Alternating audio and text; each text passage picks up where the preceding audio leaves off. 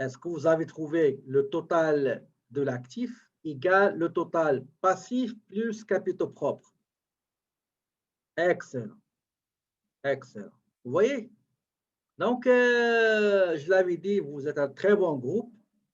Donc, bravo. OK. On va avancer. D'accord? Merci pour votre collaboration. On va prendre une pause. D'accord? Je vous récompense. Récompensation avec une pause. D'accord? Donc, il est maintenant 14h35. On prend un. OK, comment? OK, j'explique comment on les trouve. D'accord. Regardez, regardez.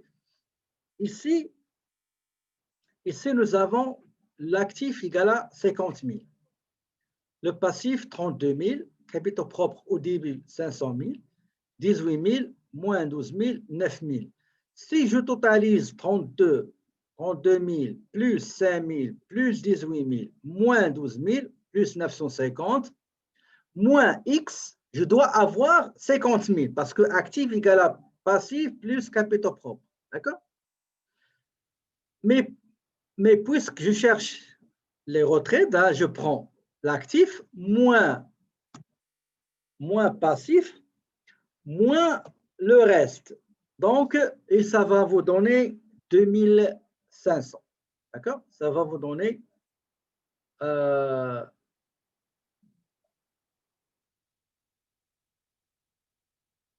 par exemple, on va prendre la deuxième ligne. C'est la même chose. Je totalise passif et capitaux propres et je trouve la différence entre 88 000. 88 000 moins passif et capitaux et vous allez trouver 75 000. Pour l'actif, on sait que l'actif égale passif plus capitaux propres. Donc, vous allez totaliser tout ça et vous allez trouver 134 450. D'accord? Est-ce que Dalila, c'est correct, s'il vous plaît? Est-ce que tu as bien compris comment on le fait?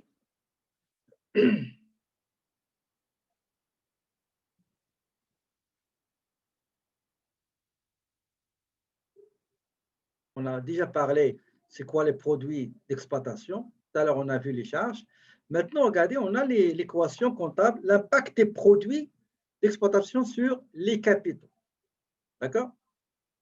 Dans le fichier Excel, on a vu les produits et en même temps, on a vu les charges. Donc, on a raccourci un petit peu le temps et on va juste voir.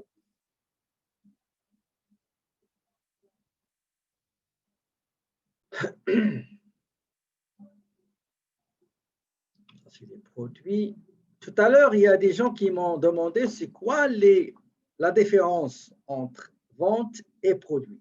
Eh bien, c'est la même chose, sauf qu'il y a parfois, on dit vente de marchandises, vente de prestations de services, il y a une rentrée d'argent qui proviennent des déplacements, ce qu'on appelle produits financiers. Il y a le produit d'exploitation qui a une relation avec l'activité courante. Et un produit financier, par exemple, on a facturé les intérêts de retard de paiement tardif d'un client, on a encaissé des intérêts générés par les placements des titres, par exemple. On a supposons par exemple, vous avez une boulangerie. Votre activité principale, c'est tout ce qui est la boulangerie, pâtisserie. D'accord? Mais en même temps, vous avez un immeuble que vous louez. Donc, vous avez un autre produit qui ne rentre pas dans votre activité et qu'on appelle produit locatif, bien revenu locatif. D'accord? Vous avez par exemple une boulangerie et vous avez inventé une recette. D'accord? Et vous avez développé cette recette-là, vous êtes devenu très connu. Il y a d'autres personnes qui désirent utiliser votre recette, votre modèle d'affaires. Vous allez leur vendre comme une franchise et ils vont vous payer chaque année ou chaque mois selon le contrat ce qu'on appelle des redevances, royalties en anglais. Ça, c'est aussi un produit. D'accord? Par exemple, vous avez fait l'intermédiation entre quelqu'un qui a conclu une affaire, il vous a donné un pourcentage comme commission. D'accord? Par exemple, vous avez donné des conseils à des gens qui désirent ouvrir des affaires comme la vôtre, comme votre affaire. Donc, ils vont vous payer des honoraires, etc. D'accord? Donc, c'est ça. Ça, c'est ce qu'on appelle les termes, ou bien la terminologie utilisée pour les produits. Ici, nous avons un petit exemple qu'ils nous ont donné. Je crois qu'on ne va pas le faire parce qu'on a déjà fait un autre.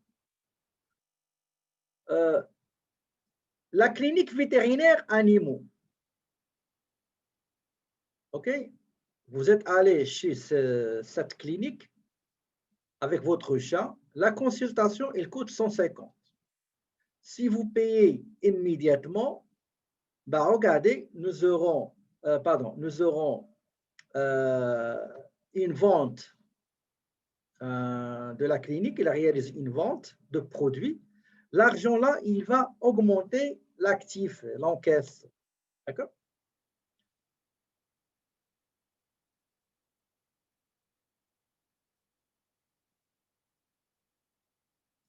Par exemple, un autre exemple,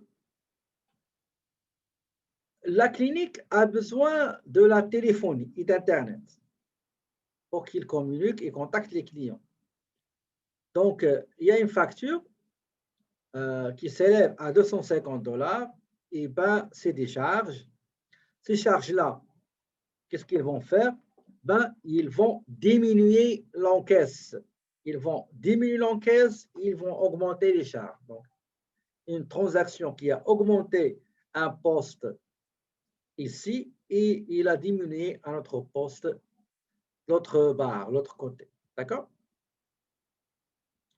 Par exemple, vous avez, comme tout à l'heure, on a dit, on a acheté de la marchandise à crédit. Donc, on a un stock, l'actif qui va augmenter et on a le passif, le fournisseur, le compte payable qui va augmenter. D'accord? Ça, c'est juste quelques principales charges d'exploitation. Maintenant, on va voir l'impact sur le bénéfice net. On l'a déjà vu dans la feuille Excel qu'on a travaillé ensemble et on l'a bien fait.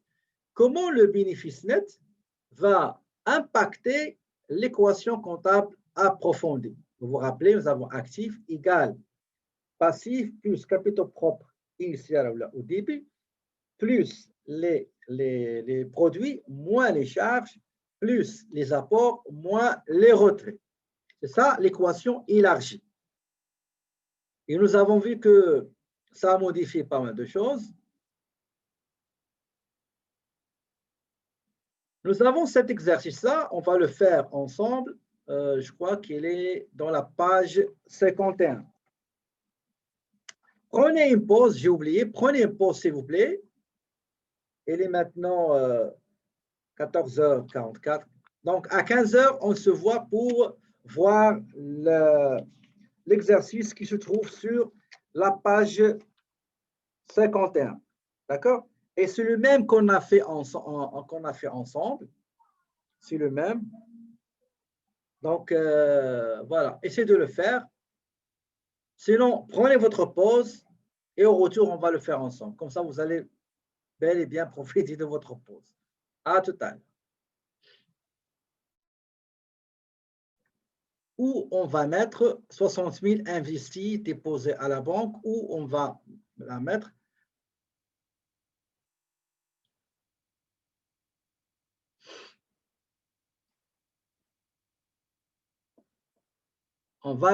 Parce que c'est la première fois qu'il va investir. Donc, c'est un apport qui est initial, au début de démarrage de son entreprise. Donc, on va le mettre ici, d'accord? On va mettre 60 000. D'accord? Capitaux propres au début, ou bien la mise initiale. D'accord? Tout ce qui est apport, c'est au cours de l'exercice. Les retraits effectués au cours de l'exercice. Deuxième transaction. Le 2, la banque dépose 365 000 dans le compte bancaire de la clinique. L'exercice, il est sur la page 51. Suivez-moi, s'il vous plaît. La banque dépose 365 000 dans le compte bancaire de la clinique suite à l'acceptation de sa demande de bénéficier d'un emprunt hypothécaire que lui a négocié pour l'acquisition d'un terrain et d'un bâtiment. D'accord? Dans ce cas-là, la banque, qu'est-ce qu'il a fait? Le 2 janvier, il a déposé le montant dans la banque, donc 365 000. Quelle sera la contrepartie? Quelle sera la contrepartie, s'il vous plaît?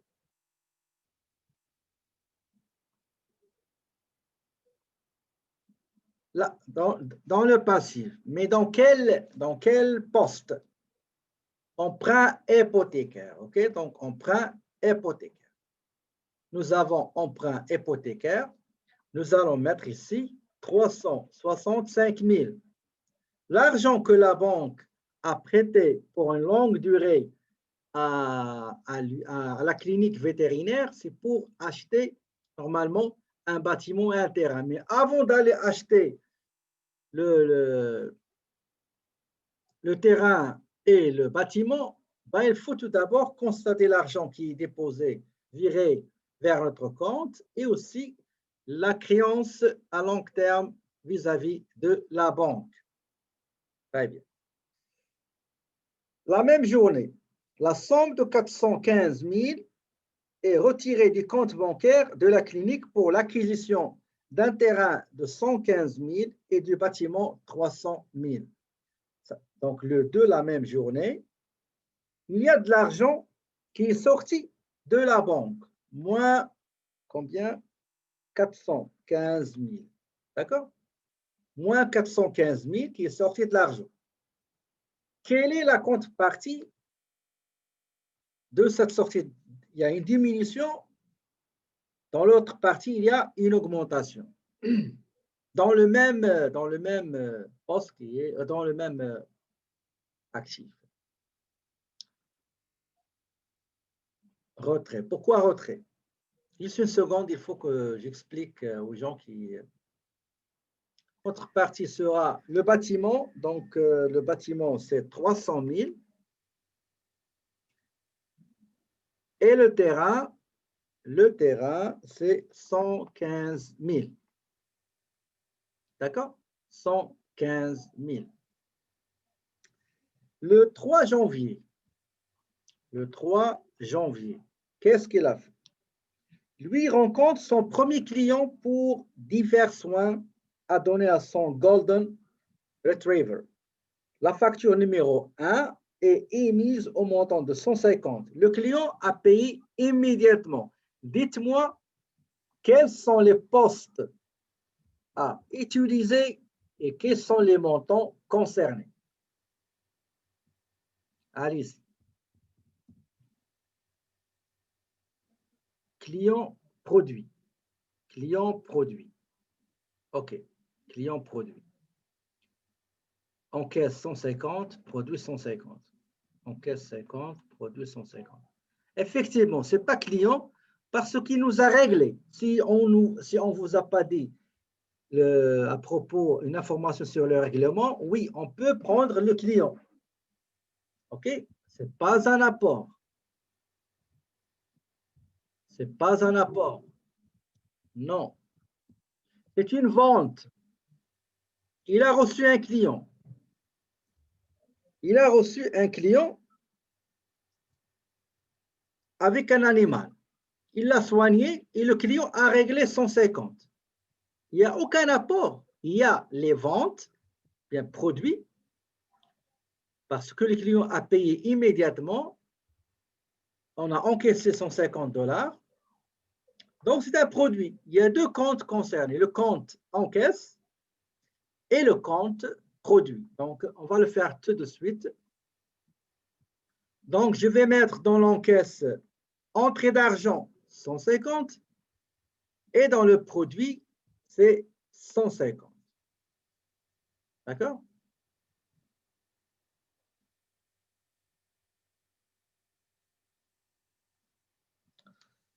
Le 3 janvier aussi, qu'est-ce qui s'est passé?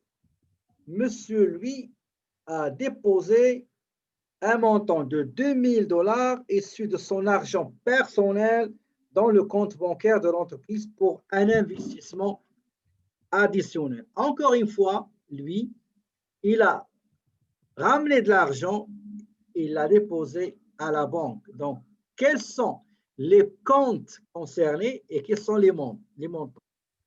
Encaisse de 100, apport de 100. OK? Encaisse de 1000 et apport de 1000. Effectivement, vous avez raison. On a 2000 $ déposés à l'encaisse et contrepartie, une constatation comme quoi il a apporté de l'argent qui c'est 2000 $. D'accord? Excellent. Juste une seconde ici. Il y a quelque chose.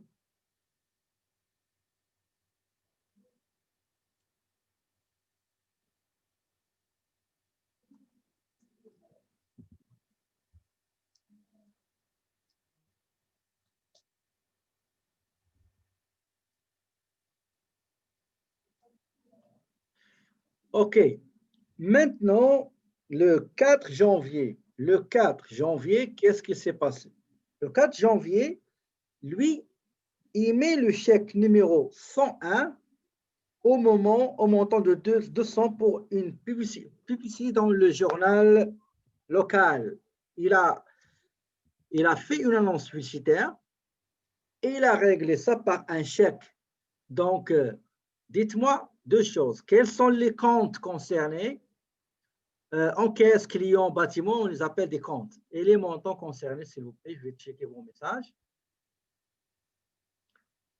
Encaisse 200, charge 200. OK. Et les autres?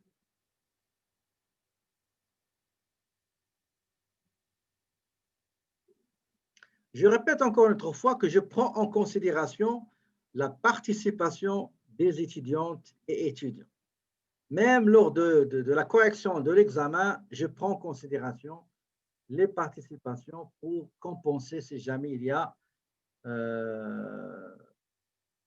un besoin de notes. OK? Très bien. Donc, je viens ici, il a émis un chèque, donc c'est moins 200. Attendez, c'est moins 200 avec une charge qu'il a publicité, donc 200. Très bien.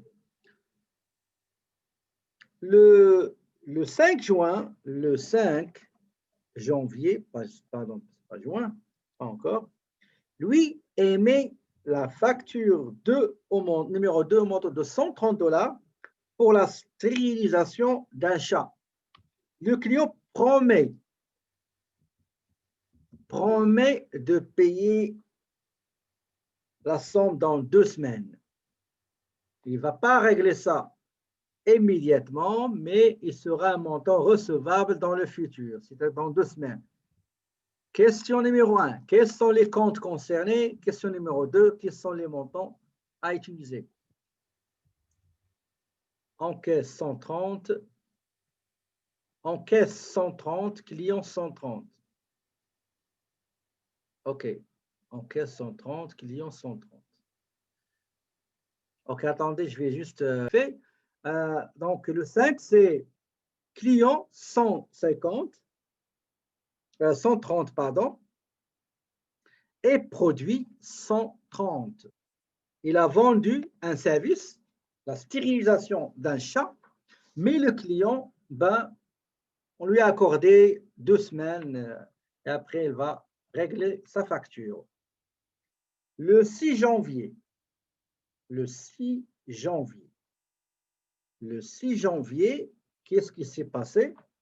Lui émet le chèque numéro 102 au montant de 500 pour payer ses dépenses personnelles.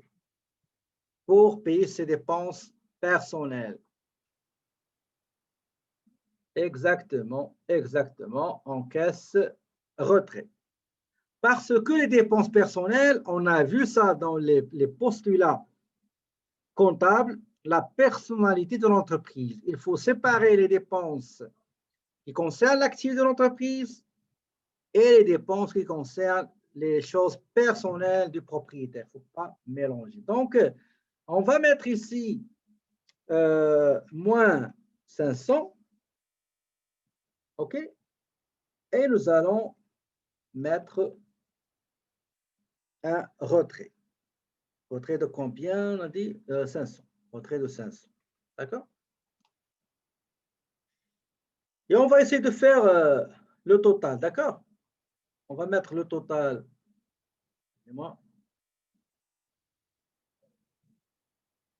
On va mettre ici, c'est le total de tout ça. C'est 11 450. Retraite, caisse. OK. Et on va totaliser le client. Voilà. Et on va totaliser aussi les bâtiments.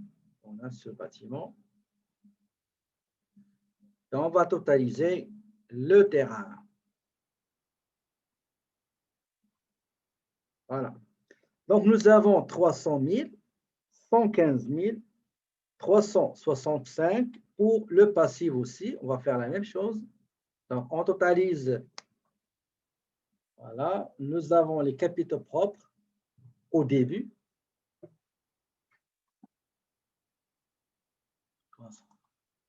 Donc, qu'est-ce que j'ai fait? Voilà.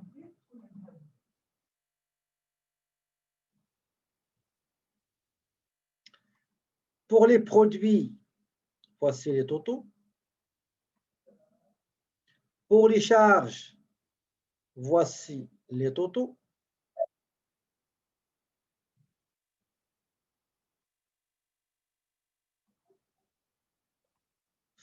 Pour les apports, voici les totaux. Et enfin, pour les retraits, voici les totaux.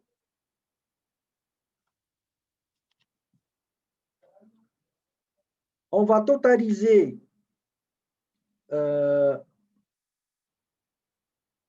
excusez-moi. On va totaliser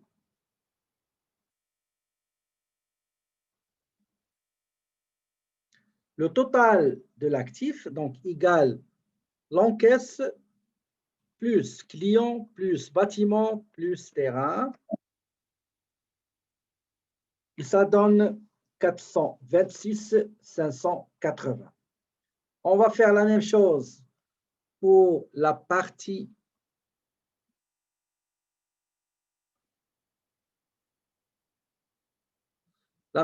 passif et capitaux propres, donc égal emprunt bancaire 60 000 qui composent capitaux propres au début, plus les produits, pardon, on a dit emprunt bancaire plus capitaux propres plus les produits moins les charges plus les apports moins les retraits et ça donne bel et bien, ça donne 426 580. Est-ce que vous avez bien compris, s'il vous plaît? C'est vrai qu'il y a la correction, mais je vous ai expliqué comment on est arrivé au résultat. S'il vous plaît, est-ce que c'est clair? Donc, vous aurez un examen comme celui-là. Regardez, comme celui-là, vous l'aurez. Ça, c'est sûr. D'accord? Donc, c'est ça. Et la partie 1 concerne quelques questions théoriques et vous aurez la pratique.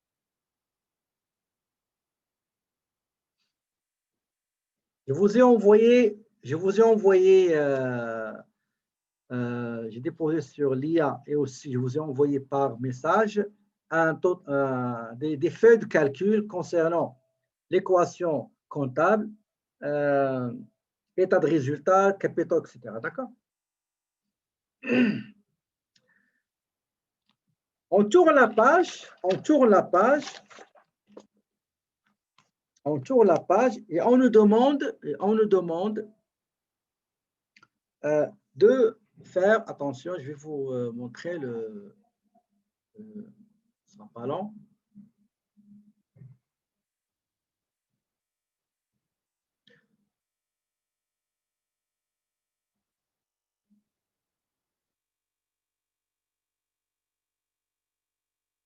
Regardez, ils nous ont ajouté 3 transactions. La page 52. Le 8 janvier, lui émet le chèque 103 au montant de 250 pour payer le service de la service ménager, entretien ménager de la clinique. Le 10 janvier, il émet la facture numéro 3 au montant 270 pour la stérilisation d'un chiot. Le client paye immédiatement. Et enfin, lui émet le chèque 104 au montant de $50 pour acheter des fleurs à sa conjointe, car c'est leur anniversaire de fréquentation. D'accord? Donc, on va le faire. Attendez, je ne sais pas ce que je l'ai déjà fait. Oui, je l'ai déjà fait.